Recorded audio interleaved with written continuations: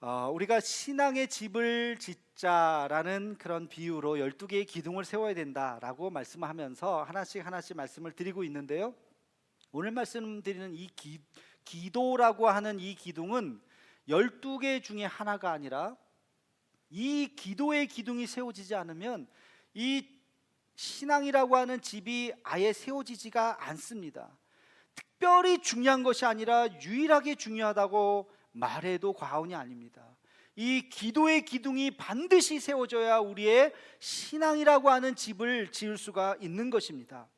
여러분, 기도에 대해서 오늘 말씀을 드린다고 하니까 아이고 벌써 이 기도 수십 번 아니 수백 번 들은 설교네 하고 이미 너무 식상하다고 혹시 생각하는 분이 있을지 모르겠어요.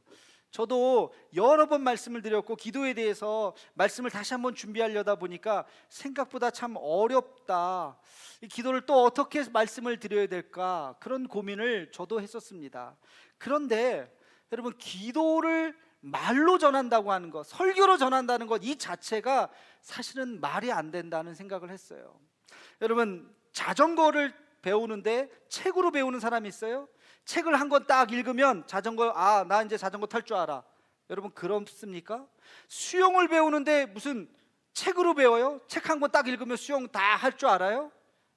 운전면허를 따는데, 운전을 배우는데 필기 시험을 다 통과하면 운전할 수 있다 그러면 운전을 정말 하실 수 있어요? 아니잖아요. 책으로 배울 수 있는 게 아니잖아요. 그런 것들은 어떻게 배워야 돼요? 몸으로 배우는 거예요. 자전거 타다고 넘어지고 까지고 그러면서 몸으로 배워야 몸으로 익히는 거예요. 수영도 마찬가지. 책으로 어떻게 배우겠습니까? 여러분, 기도도 마찬가지입니다. 여러분, 기도 좋은 강의를 들었다고, 책을 10권 100권을 읽었다고 여러분 기도를 잘하는 사람이 되는 것이 아니에요. 기도라고 하는 것은 정말 내 몸으로 그것을 터득하고 경험하고 눈물을 쏟고 기도에서 주시는 하나님의 은혜를 경험해야 그게 진짜 내 기도가 되는 것입니다. 그러나 우리가 덮어놓고 기도할 수는 없죠. 기도를 좀 알고 기도를 해야 되기 때문에 기도에 대한 기본적인 것들을 이 시간 잠깐 말씀을 나누고자 합니다. 기도에 대해서 기도를 하세요 그러면 첫 번째 아마 우리 새신자들이나 초신자들이 하는 질문은 기도를 왜 해야 돼요? 라고 질문할 거예요. 그렇죠? 그냥 교회 다니면 안 돼요? 구원받았으면 되는 거 아니에요? 굳이 기도를 해야 되나요? 기도를 우리가 왜 해야 되나요? 라고 질문하실 수가 있어요. 그거에 대한 답이 뭘까요? 기도를 왜 해야 될까요? 너무나도 분명하고 또 너무나도 간단한 답이 있습니다. 기도를 해야 되는 이유, 예수님이 기도하셨기 때문에, 예수님도 기도하셨기 때문에 당연히 우리가 마땅히 기도해야 되는 것입니다. 여러분, 예수님이 하나님이신데 뭐가 부족해서 기도하셨겠어요? 예수님이 간절하게 왜 기도하셨겠어요? 예수님 마음먹으면 하실 수가 있는데, 그럼에도 불구하고 인간이신 예수님께서 이 땅에 살아계실 때 성경은 곳곳에서 예수님께서 기도하셨다고 기록하고 있습니다. 예수님께서 공생애 시작하실 때 기도하셨어요? 안 하셨어요? 하셨어요. 그냥 대충 기도하셨어요? 한 5분짜리 기도하셨나요? 아니잖아요. 어떻게 기도하셨어요? 40일을 기도하셨어요. 그것도 그냥 기도하셨어요? 어떻게 기도하셨어요? 금식하면서 기도하셨어요. 예수님께서 간절한 마음으로 40일 동안 금식하면서 예수님께서 공생애를 시작하시기 전에 기도하셨다고요. 12제자를 뽑기 전에 밤에 새도록 기도하시고 나서 12명의 제자를 선출을 하셨어요. 새벽 미명에 일어나서 기도하셨고, 시간을 따라 정한 시간에 기도하셨고, 마지막 최후의 만찬 후에 요한복음에 보면 예수님께서 긴 그 기도문이 다 기록되고 있습니다. 그걸 대제사장적 기도라 그래요. 예수님께서 마지막으로 이 땅을 떠나시기 전에 기도하셨어요. 그리고 우리가 잘 아는 겟세마네의 기도, 여러분 아시죠? 오늘 본문 말씀이기도 합니다. 땀방울이 핏방울이 되도록 기도하셨던 그 기도, 예수님의 전생에는 기도 외에는 말할 수가 없을 만큼 예수님은 기도하셨던 분이십니다. 여러분, E.M. 바운즈라고 하는 기도의 성자라고 알려진 100년 전에 계셨던 분이 계십니다. 그분이 이런 말씀을 하셨어요. 제단사는 누구냐? 제단사는 옷을 만드는 사람이고, 제단사인데 옷을 안 만들면 제단사가 아니죠. 구두장이는 누구냐? 구두 만드는 사람이죠. 구두장이가 구두를 안 만들면 더 이상 구두장이가 아닌 것입니다. 그렇다면 그리스도인은 누구냐? 그리스도인은 기도하는 사람이다. 그가 그렇게 정의를 내렸어요. 그리스도인은 기도하는 사람이라고 이야기했습니다. 바꿔 얘기하면 기도하지 않으면 여러분 그리스도인이 아니에요. 예수님은 믿을지 모르지만, 교회는 나올지 모르지만, 기도하지 않는다면 무늬만 그리스도인이지 진정한 그리스도인이 아니라고요. 기도하는 것을 마땅히 여기고 하나님 앞에 엎드릴 수 있는 우리 모두가 되기를 주의 이름으로 축원합니다.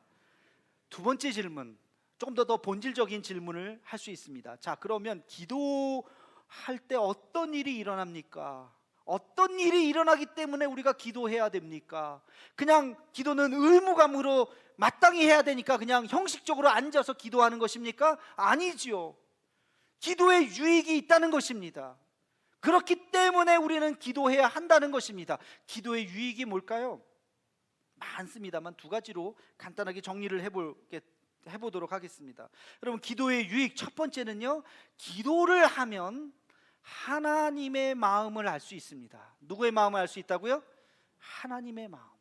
기도를 하면 하나님의 마음을 알 수 있어요. 처음에는 내 문제 가지고 기도하죠. 하나님, 이런 일이 있어요. 큰일 났어요. 어떻게 해요? 하고 내가 내 문제를 가지고 하나님 앞에 나오지만, 기도하는 시간에 하나님께서 말씀해 주세요. 얘야, 그거는 이런 거야. 그러니까 이렇게 해결할 수 있어 하고 하나님께서 우리에게 말씀해 주신다고요. 그러면 풀려요. 인생의 풍랑을 밟고 서라 라고 하는 책이 있어요.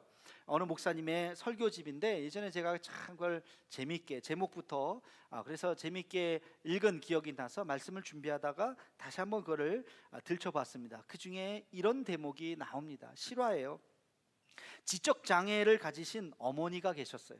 아이가 하나가 있는데 지적장애다. 이 자체도 얼마나 힘들겠습니까? 그런데 엎친 데 덮친 격으로 시어머니를 모시고 살았는데 시어머니가 중풍에 걸리셨어요. 뇌졸중이라 그러죠. 그래서 몸을 움직이실 수가 없어요. 그러니까 아이도 뒷바라지해야 되는데 시어머니도 뒷바라지해야 돼요. 그런데 더 큰 문제가 남편이 갑작스럽게 병에 걸려서 그만 죽었어요. 야, 남편이 또 죽어버렸는데 알고 보니까 빚을 남겼어요. 이쯤 되면 이거 어떻게 감당하실래요? 상상만 해도 머리가 아프죠. 아이는 지적장애인이요, 시어머니 하나 모시고 있는 것은 중풍에 걸려서 누워 계시고, 그리고 남편도 지금 없고 빚을 남겨가지고 그 빚을 갚아야 되는, 그 밤낮 없이 열심히 산다고 해도 밑빠진 독에 물 붓는 식으로 너무너무 힘들게 살던 어느 날 드디어 포기를 해버렸어요. 죽어야 되겠다. 내가 이렇게 살면 뭐하나. 그래서 이분이 교회 와서 펑펑 눈물을 쏟으면서, 하나님, 이제 나는 희망이 없어요. 내가 더 이상 감당할 힘이 없습니다 하고 눈물을 흘리면서 기도를 하고 있는, 내가 내 자식하고 같이 죽어야 되겠습니다 하고 있는 그때에 환상인지 뭔지 갑자기 마음속에 딱 들리는 너무나도 분명한 하나님의 음성을 그분이 들었습니다. 너는 지금 내가 하고 있는 프로그램에 참여하고 있다. 이제 이 프로그램이 곧 끝나간다. 조금만 더 기다려라. 그 마음이 하나님의 음성으로 들린 거예요. 이게 하나님의 연단의 시간이었구나. 하나님의 프로그램이었구나. 조금만 더 참으면 이 시간이 끝나는구나. 그 음성을 듣고, 하나님, 알겠습니다. 내가 조금만 더 견뎌보겠습니다. 눈물을 쏟으면서 이제 다시 집으로 돌아왔어요. 집에서 집 정리를 쭉 하고 있는데, 청소도 하고 있는데 예전에 자기가 썼던 일기장이 있는 거예요. 그래서 그 일기장을 써서 우리 아이가 태어났을 때 지적장애로 태어나서 마음 상하고 힘들고 어렵고 눈물로 썼던 그 일기, 하루하루의 그 일기들을 보면서 웃기도 하고 울기도 하고 용기를 얻고, 그 자기가 썼던 일기를 보면서 이분이 너무나도 큰 감동을 받았어요. 그러면서, 야, 나와 같은 처지에 있는 사람이 나 말고 또 있을 텐데 왜 없겠습니까? 그죠? 이 글이 혹시라도 위로가 될 수 있겠구나 라고 생각하고 자기의 일기를 들고 출판사를 찾아갔습니다. 혹시 이걸 책으로 낼 수 있나요? 그럼요. 너무나도 감동적이네요. 책으로 내주셨어요. 우리나라에 그 당시에 100만이 넘는 지적장애인이 있었다는 거예요. 그 부모들이 그 책을 보면서 입소문이 나기 시작해서 수십만 권이 팔렸답니다. 그 판권을 가지고 그가 빚을 갚고 작은 아파트를 마련을 하고 그 사이에 쓰러지셨던 시어머니가 다시 일어났다는 거예요. 그리고 그분은 지적장애인 협의회 회장이 되셔서 자기와 같은 처지에 힘들고 어려운 사람들을 위로하고 격려하는 그 일을 하고 있다는 그러한 글을 그 책에 실화라고 하면서 써 넣으셨어요. 저는 이걸 보면서 얼마나 감동이 되었는지. 여러분, 살다가 포기하고 싶은 경우가 왜 없겠습니까? 이제 끝났다, 더 이상 희망이 없다, 아유 죽어버려야지 할 때가 왜 없겠어요? 바로 그때 그분은 하나님 앞에 엎드렸다는 거예요. 눈물로 하나님 이거 어떻게 합니까? 할 때 하나님께서 그를 붙잡아 주셨습니다. 하나님께서 그를 향한 놀라운 계획이 있다는 것을 그가 깨달았던 거예요. 자기의 삶을 긍정적으로 다시 한번 바라볼 수 있었던 것입니다. 그래서 일어날 수 있었던 것이죠. 여러분, 성경에도 보면 우리가 잘 아는 내용이 있죠. 사도행전에 보면 스데반이 돌에 맞아 죽는 장면이 나옵니다. 그 위대했던 사도가 복음을 전하는데 그만 돌에 맞아서 죽어버려요. 그 소식을 들은 성도들의 마음이 얼마나 끔찍하겠습니까? 다음 차례는 내가 될지도 몰라. 그 두려움 속에서 그러나 하나님의 계획을 그들이 깨닫게 되었던 것이죠. 스데반의 죽음이 어떻게 돼요? 뿔뿔이 흩어진 자들이 안디옥 가서 교회를 개척하게 되었고, 안디옥 교회에 사울이라는 사람이 나타나서 바울이 되었죠. 그 바울이 안디옥 교회의 파송을 받아서 위대한 사도가 되어서 복음이 로마 지역에까지 퍼지게 되었던 것입니다. 그 위대한 사역의 첫 출발점이 바로 스데반의 순교라는 거예요. 우리가 그것을 하나님의 놀라운 섭리를 우리는 알지 않습니까? 여러분, 기도하면 우리가 알지 못하는 하나님의 놀라운 비밀을 깨닫게 될 줄로 믿으시기 바랍니다. 우리는 절망하고 있지만, 우리는 안타까워하고 있지만, 아니요, 하나님은 우리를 향하신 계획을 가지고 있는 줄 믿으시기 바랍니다. 그래서 우리는 기도하는 거예요. 하나님께서 우리를 도우시기를, 하나님께서 우리를 포기하지 않으신다는 것을 믿고 기도하는 우리가 되기를 주의 이름으로 축원합니다. 두 번째, 우리가 왜 기도해야 하는가? 두 번째는요, 기도하다 보면 우리의 사명을 발견하고 있기 때문에 그렇습니다. 우리가 무엇을 해야 하는지를 깨닫게 되는 것입니다. 지난 월상 예배 때 우리가 시편 90편 말씀, 모세의 기도를 함께 같이 나눴어요. 거기에서 우리가 이 말씀을 함께 같이 읽었습니다. 우리 함께 시편 90편 12절 말씀을 같이 읽어보겠습니다. 시작. 우리에게 우리날 계수함을 가르치사 지혜로운 마음을 얻게 하소서. 아멘. 모세가 생각한 지혜로운 마음은 무엇이냐? 우리날 계수하는 것을 아는 것이 지혜라고 그랬어요. 내가 지금 몇 살인가? 여러분, 100세 이상 사는 분들 많지 않으실 거예요. 대부분 100세 이상 이하에 다 돌아가실 겁니다. 그렇죠? 그러면 지금 어디쯤 오고 있는지를 대충 아시잖아요. 지금 내가 어떻게, 이제 남은 인생이 어디고 지금 여기가 서 있는 데가 무엇인지를 아시잖아요. 인생의 지도를 펼쳐보시라는 거예요. 내가 지금 잘 가고 있는 것인지 잘못 가고 있는 것인지, 내가 너무 돈 때문에 잃어버리고 있는 것은 혹시 없는지. 돈 버는 거 중요합니다. 그러나 함정이 있어요. 돈을 너무 열심히 벌다 보면 더 소중한 것을 잃어버릴 수도 있습니다. 잘 판단을 하셔야 돼요. 혹시 내가 내 사명의 길 앞에서 머뭇거리고 있는 것은 없는가? 용기가 없어서 지금 두려워하고 있는 것은 없는가? 몇 년째 지금 제자리에 멈추고 있는 것은 아닌가? 인생의 지도를 펼쳐보라고요. 그 시간이 뭐라고요? 그게 기도라는 거예요. 그게 기도. 예수님도 자기의 사명의 길 앞에서 두려워하셨어요. 예수님도 두려워하셨어요. 가끔 TV에 보면 번지점프 하는 사람들이 이렇게 나와요. 제가 그거 보면 참 재밌어요. 여러분, 번지점프 공짜가 아닌 거 아시죠? 돈 내고 해야 돼요. 자기가. 그것도 되게 비싸요. 뭐 5,000원, 10,000원 정도가 아니에요. 굉장히 비싼 걸로 제가 알고 있어요. 10만 원 넘나 하여튼 그 정도 돼요. 자기 돈 내서 자기가 하겠다고 올라와 놓고서 대부분 보면 막 두려워 떨어요. 자, 내려가세요. 잠깐만요 그러면서 자기가 돈 내고 하겠다고 올라왔는데 용기 있게 확 떨어지는 사람이 별로 없더라고요. 막 떨어요. 그거 보면 참 재밌어요. 예. 왜? 두려운 거예요. 막상 내가 하러 왔지만 그 길을 걸어갈 때는 멈칫멈칫 두려워할 때가 있다는 거예요. 예수님도 그러셨던 것 같아요. 예수님도 내가 십자가를 지러 인류의 모든 죄를 사하러 이 땅에 오셨다는 것을 예수님이 왜 모르셨겠어요? 그 길을 가야 한다는 걸 왜 모르셨겠어요? 그런데 마지막 그 십자가 앞에서 예수님도 멈칫하셨어요. 누가복음 22장 42절 말씀 우리 함께 같이 읽어보겠습니다. 시작. 이르시되 아버지여 만일 아버지의 뜻이거든 이 잔을 내게서 옮기시옵소서. 그러나 내 원대로 마시옵고 아버지의 원대로 되기를 원하나이다. 아멘. 하나님, 내가 이 길로 가야 되는 것 압니다. 그런데 잠깐만요. 혹시 다른 길은 없을까요? 혹시 이거 말고 다른 길은 없을까요? 예수님도 겟세마네 기도에서 그렇게 간절하게 기도하셨다고요. 어떻게 기도하셨어요? 땀방울이 핏방울이 되도록 기도하셨어요. 그렇게 간절하게 기도를 하셨어요. 근데 그 기도의 끝에 얻은 것은 뭡니까? 용기. 기도를 하고 났더니 자, 이제 가자.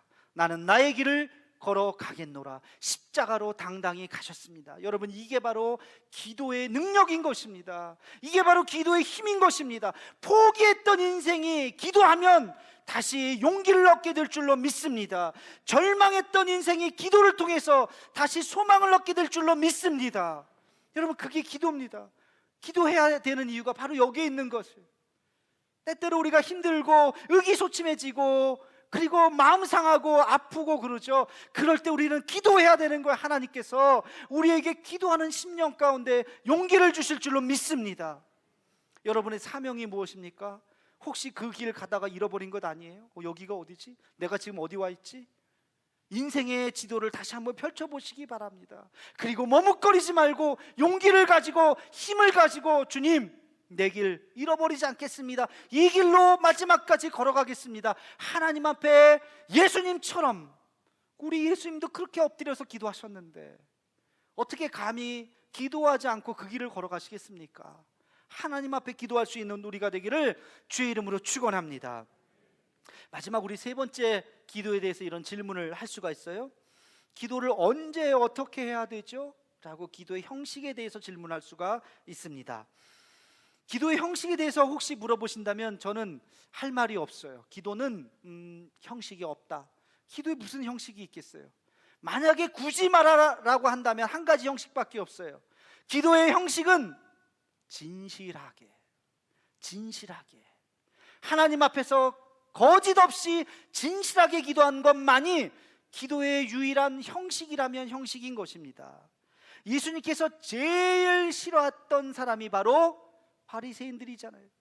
유대인들에게 있어서는 제일 존경했던 사람들이 바리새인들이에요. 왜? 그들의 기도는 일주일에 2번씩 금식하면서 기도했고 그들의 기도의 모습은 많은 사람들에게 선망의 대상이었어요. 얼마나 멋있게 기도하든지 손을 들고 하늘을 우러러보면서 하나님 하면 목소리도 하면서 기도하다가 바리새인들 기도한다 그러고 저 모습만 봐도 그냥 은혜가 된다. 그런데 예수님은 그 모습을 보면서 저 외식하는 서기관들과 바리새인들이요, 껍데기만 그냥 막 이러지 나는 금식 중이라고 그러면서 저분은 늘 금식하는구나, 껍데기만 요란하지. 그러나 예수님 볼 때는 빈 깡통이라는 거예요. 그러니까 얼마나 책망하셨습니까? 저렇게 기도하면 안 된다고. 왜? 진실이 결여됐던 기도였기 때문에.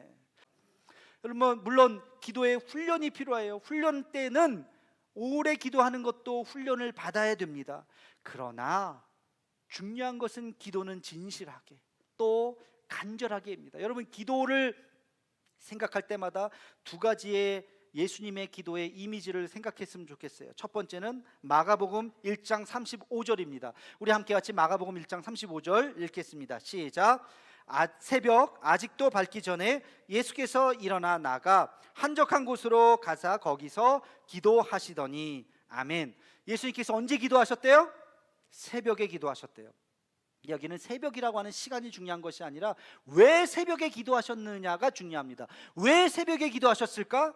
한적한 곳으로. 한적한 시간이었다는 거예요. 낮에는 분주합니다. 사람들이 연락 오죠. 뭐 이렇게 저렇게 전화 오죠. 카톡 오죠. 연락해야 되죠. 정신없어요. 해야 될 일이 있어요. 한적하게 하나님만 보면서 기도할 수 있는 시간이 나지가 않아요. 그래서 2000년의 역사를 보면 모든 영성가들은 다 새벽에 기도하셨어요. 약속이라도 한 듯이.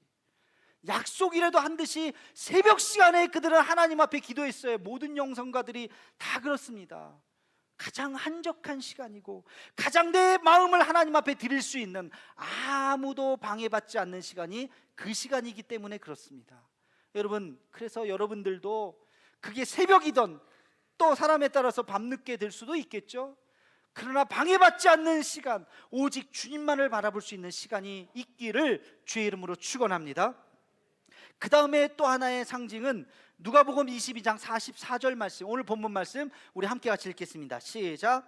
예수께서 힘쓰고 애써 더욱 간절히 기도하시니 땀이 땅에 떨어지는 핏방울 같이 되더라. 아멘.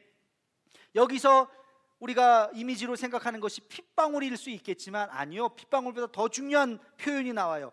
힘쓰고 애써 더욱 간절히 기도하셨다. 여러분, 굳이 핏방울이 안 돼도 돼요. 땀이 뭐 안 나와도 돼요. 땀, 피가 중요한 것이 아니라 간절히, 힘쓰고 애써서 간절히 그렇게 기도하셨다는 거예요. 이게 기도입니다. 여러분, 우리의 기도를 어떻게 해야 된다고요? 간절히 기도해야 된다고요. 간절한 마음으로. 그것이 유일한 기도의 형식이라는 것을 잊지 마시기 바랍니다. 하나님이 인간을 만드셨을 때 인간을 완벽하게 만들지 않으셨어요. 부족하게 만드셨어요. 어리숙하게 만드셨어요. 내일 일도 모르게 만드셨어요. 그래서 두려운 존재로 만드셨어요. 그래서 우리는 두려움이 있습니다. 불안함이 있습니다. 왜 그렇게 만드셨을까요? 기도하라고. 불안하기 때문에 기도하라고.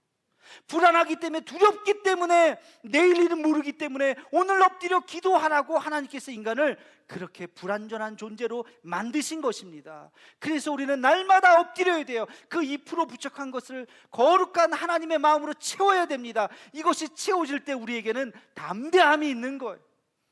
우리에게는 이제는 두려울 것이 없습니다. 주님이 나와 함께 하신다는 그 믿음으로 걸어갈 수가 있는 것입니다.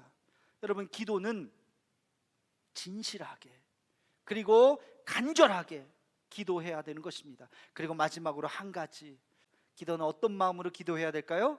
그 기도대로 이루어질 줄로 믿는 마음으로 기도하셔야 돼요. 기도 따로 삶 따로. 열심히 기도하는데 일어서면서 에이구, 뭐 이게 기도가 될까? 그런 마음으로 기도하시면 안 되고, 왜 기도하십니까 그러면? 아니요, 하나님께서 우리가 기도할 때 하나님께서 그 모든 기도를 다 응답해 주시는 걸로 믿으시기를 주의 이름으로 축원합니다. 단지 하나님의 시간이 있을 뿐이에요. 내 시간표가 아니라 하나님의 시간표가 있는 거예요. 하나님의 시간표 안에 우리의 모든 기도가 다 응답할 줄로 믿으시기 바랍니다. 여러분, 기도는 자판기가 아니에요. 오늘 했다고 해서 탁 나오는 자판기가 아니에요. 나는 기도하지만 하나님께서 그것을 아시고, 그래 알았어, 내가 응답해 줄게. 언제? 하나님의 시간에, 그의 시간에. 하나님의 시간에 여러분, 모든 기도가 다 응답되는 것입니다. 저도 짧은 인생 살아왔지만 제 인생을 보니까 하나님께서 제가 기도했던 그 기도들을 다 하나씩 응답해 주셨어요. 그때는 몰랐지만 지나고 보니까 하나님께서 기도에 응답을 해주신 거예요. 얼마나 감사하든지 지금 제가 드리는 이 기도도 앞으로 하나님께서 분명히 응답해 주실 줄로 저는 믿습니다. 여러분, 그게 하나님의 시간에 반드시 하나님께서는 응답해 주시는 거예요. 이것을 믿고 날마다 하나님 앞에 엎드릴 수 있는 우리 모두가 되기를 주의 이름으로 축원합니다.